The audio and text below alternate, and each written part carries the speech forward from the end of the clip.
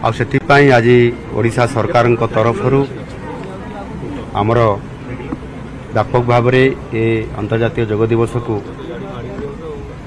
विभिन्न जगार जिला स्तर में सब डिविजनल स्तर में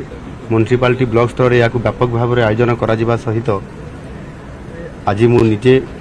ये आमर कलिंग स्टाडियम प्रीमिसेस भितर आज यहाँ आम आयोजन करें उपस्थित रही कार्यक्रम में सामिल होमर क्रीड़ा मंत्री सूर्यवंशी सुरेश समेत मुख्य शासन सचिव एवं सांसद सहित विधायकगण उपस्थित अच्छा पूर्वतन विधायक माने भी उपस्थित अच्छा विभिन्न बुद्धिजीवी विभिन्न वर्गर समस्ते अच्छा क्रीड़ाविद मैंने अच्छा क्रीड़ा छात्र छात्री मैंने उपस्थित अच्छा समस्त को मुझे धन्यवाद देवी जे से आंतरिकतार सहित और अति सुंदर भाव में ये योग दिवस रे उपस्थित रही योगाभ्यास करिसेंती एवं गोटे भल वार्ता देइसेंती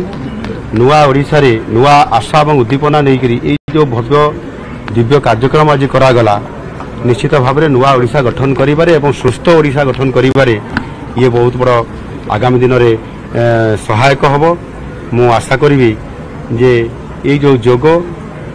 निज शरीर सुस्थ पाई एवं समाज पाई ये जो गोटे मुख्य प्रसंग विषय कि आज आसी ताकू ये वर्ष तमाम या किभली भाव में लोकों पाखक पहुँची पार व्यापक भाव में जनसचेतनता कर आम सरकार सचेतन रहा सहित निश्चित भाव में ये कार्यक्रम को तल स्तर को पहुँचे यह अत्यंत खुशी और आनंदर विषय आज यह सफलता होता कारण